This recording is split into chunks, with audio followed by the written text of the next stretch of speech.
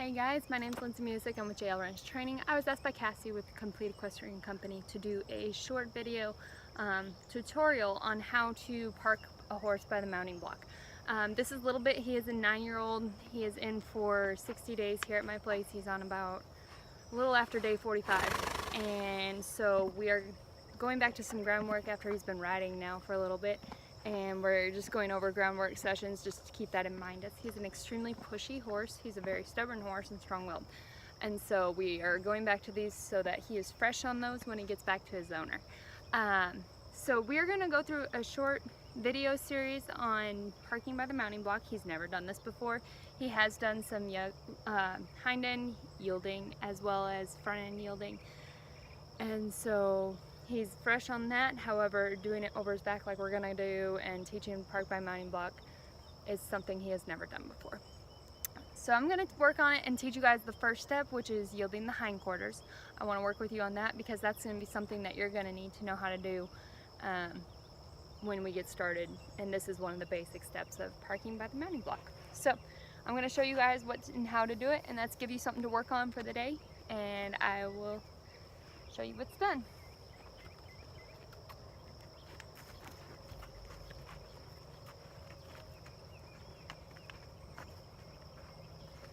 I'm using a 14-foot lead rope along with a handy stick. This is by Clinton Anderson. You can get them from Pirelli or any feed store probably these days. I'm also using a 4-knot rope halter, clinician style. I also use front leg protection at this point. A lot of times I'll use back leg protection as well. I use polos by Snowy Mountain Horse Shop, and so far they've done great and really helped protect my horse's legs from trauma and whatnot. So let's go ahead and get started, all right? So I'm gonna start at this angle from his shoulder. He already knows what I'm gonna ask him. I'm gonna lift my hand and put it next to his eye, about right here. Raise it up so that if he were to come into me, I can at least have a little bit of a buffer between him and myself. I'm gonna stand at that angle to his shoulder and look at his hip and start pointing and counting a cadence. 1, 2, 3, 4. As soon as he gives me any movement, at the beginning of this, you're looking for very little movement or even the attempt. So I'm gonna stop the pressure as soon as he moves and then give him a scratch with this training stick. Now with him, I will have a higher expectation as he has been doing this. I'm gonna expect that leg that I'm asking to cross over that outside leg over there. So we're gonna ask him again.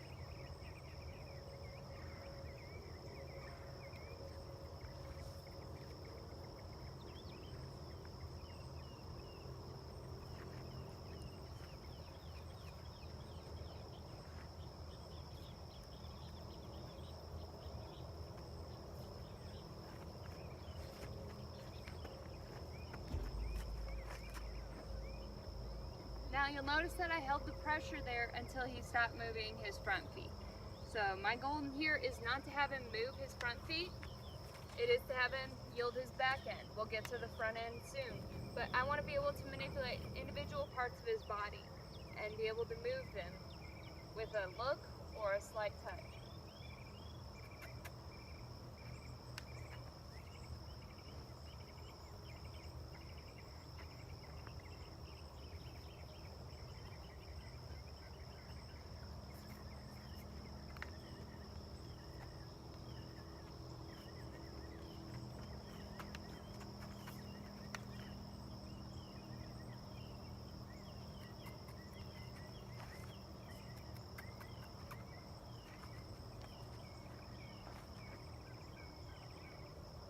We'll adjust that side a few more minutes, but I want to show you the other side, and that seems to be his better side most of the time.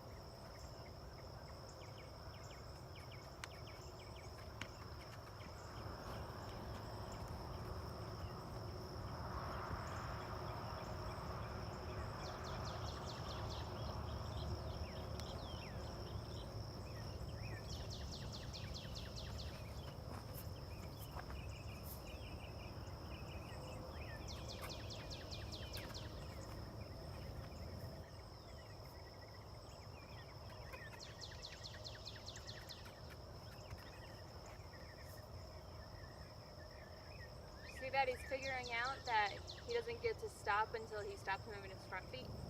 So he is the horse that will test you, which is fine. It's great for these videos because you see the imperfections that we have and you see where he is even after 45 days of training, and we haven't done groundwork for a while, but that's okay. This is where he's at after a lot of riding, and I think it's good for y'all to be able to see that. So he's starting to figure out again, oh yeah, this is what she's asking.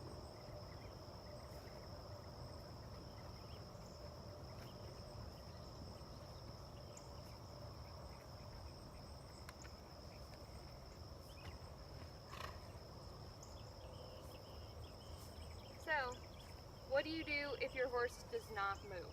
Now, I'm going to have a hard time showing you if he continues to comply. However, you're going to up the pressure. So right now, I'm going to start by tapping the air.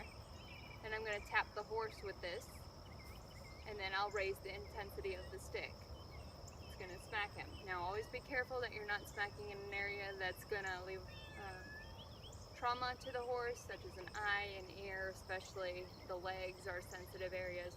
So you want to be cautious with that. Use a flat-sided stick, never the point at this point. So use caution when you're doing it. So I'm tapping the horse, 2, 3. You notice for him, that's all it takes. Now at the beginning of this, we were on day 1, he wouldn't move if you were to poke him with a hot stick. So he's come a long ways, and training stick has helped this, and so he's starting to get used to it, and he's starting to figure out what I'm asking him to do. I hope that was a good video for you to see, and I will talk to you guys later. See you tomorrow.